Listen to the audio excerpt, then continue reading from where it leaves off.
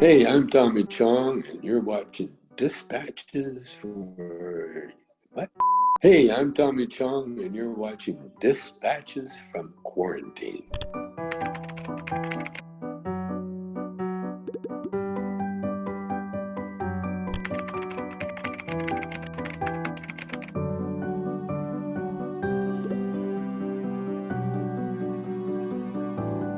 My mother always told me, right from the beginning, she told me I was very special. She said, people will always be looking at you.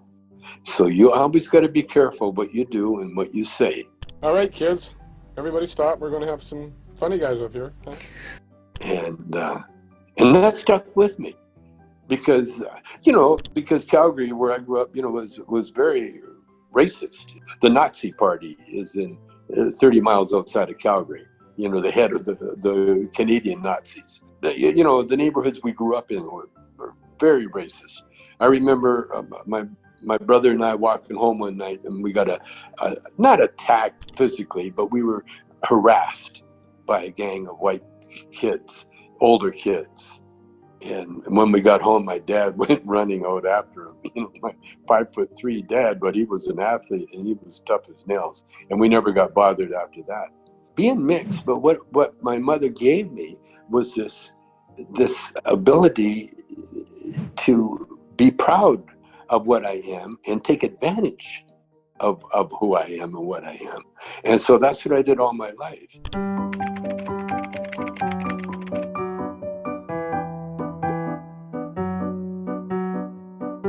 I learned how to play guitar when I was 9 years old, just on my own.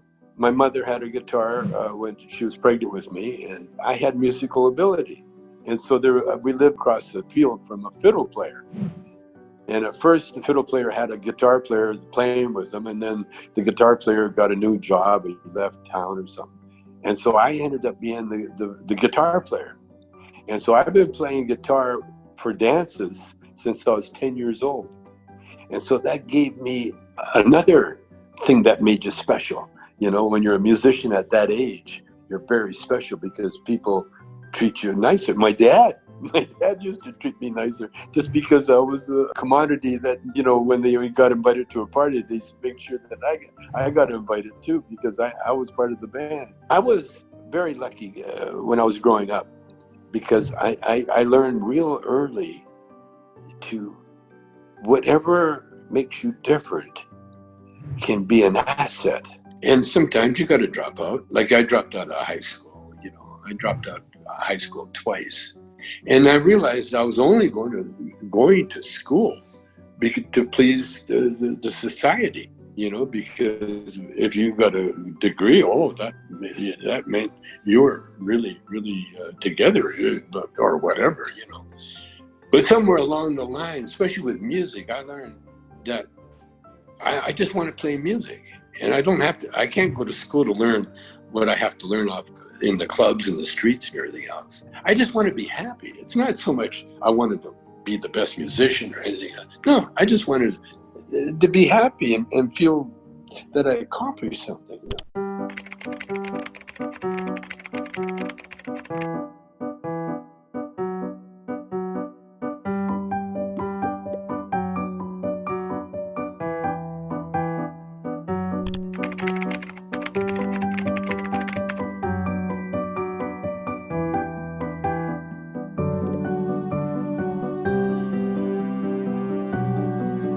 It was very cosmic the way we met. He was up in Canada dodging the draft, and he didn't have a job really.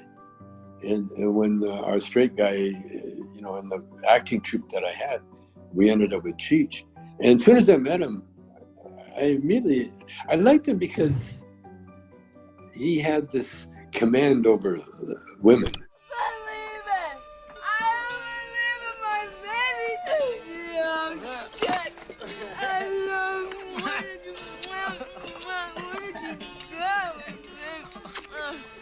I always judge a man by his woman, and when you see a guy with a really hot, smart, beautiful woman, you know that guy's got something going on. And Cheech, you know, he's not that tall. And, when I first met him, he had this gorgeous lady. I mean, she came up to say goodbye to him.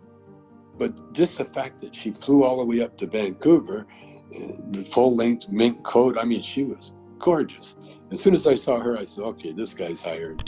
Good evening, boys and girls. It's so nice to see all of your pimply little faces here tonight.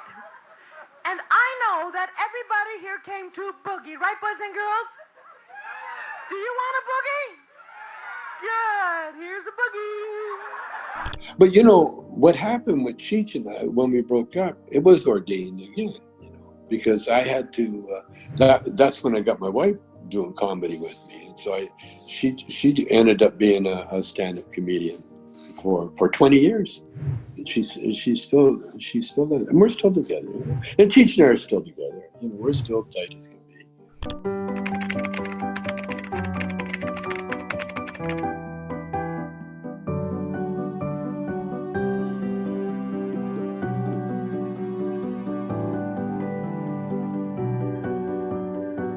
The reason we're humans is that we have to learn.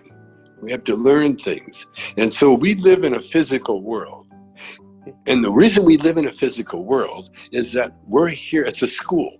We're here to learn. Like when I went to jail, I had one bad half hour in jail. One bad, it was about 20 minutes to a half hour. And that was when I first got to jail. You know, by the way, Vanity Fair sent a limo for me. And so I rode a limo all the way to jail. So I went to jail in style. And then when I went into prison, you know, I was greeted by all the fans. And I spent the first a couple hours taking pictures with all the inmates in there, and then they give me the clothes and they introduce me, and then they show me where my bunk was and everything else. But it wasn't until that night, 9 o'clock, lights out, I had to get into bed. Now I left a big king-size bed in the Palisades with a gorgeous lady, and now I'm crawling into a little cot, and right next to the cot was a brick wall. And then I heard the guard lock the door, and I could hear all the other inmates snoring and farting and making all these weird men noises.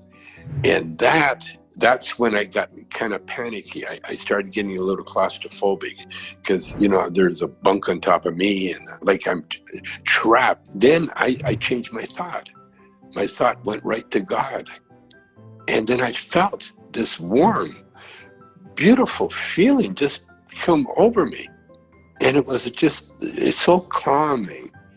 And it was like, there was no words or saying, but the message really is that peace, I am with you until the end of the world. And from that day on, I never had a bad moment, let alone hours or days. I never had a bad moment because all I met in prison were people that were so interesting. Everybody had a story, and I'm a writer, so I was listening to everybody's story. I loved every moment of it. And so that's what I learned. Now I'm in prison, right? But it was an experience. It was like, I felt like I was in a movie. So I used to pretend like I'm in this movie and I'm a convict. And this is how you act.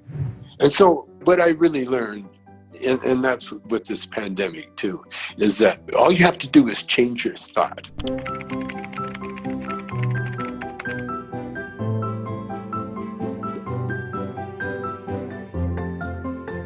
I'm doing really, really well. You know, I'm lucky. I'm one of the lucky ones that I'm quarantined with my gorgeous wife, and she's a fabulous cook, by the way. She's a great artist. And so my quarantine is actually like a honeymoon.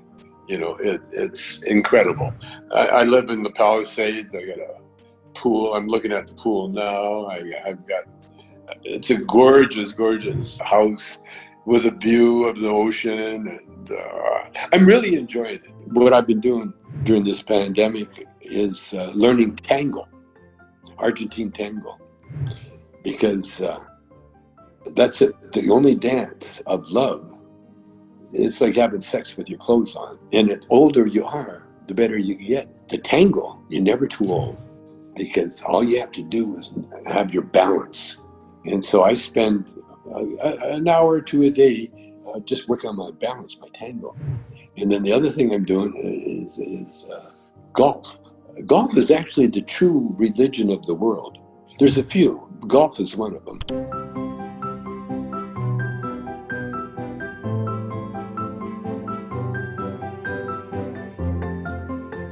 I said, Bob. Yeah. Bob! Bob! Right. We haven't seen you in 5 years, Bob. What have you been doing? 5 years. That's right. We haven't seen you in 5 years. What have you been doing? I got busted. 5 years. All right. He's been in jail for 5 years. I got out yesterday, man. All right. And you're ready to play Let's Make a Dope Deal, huh? I want to score some more dough, man. All right. Burnt out, huh? Okay, Bob. Are you ready to play our game? I sure am. Okay, here we go. Are you ready? Here we go. Okay. Okay. Door number 3. No, not yet, Bob. Not yet, Bob. That's what happened last time. That's what happened. And you won. He won those 5 pounds of hash.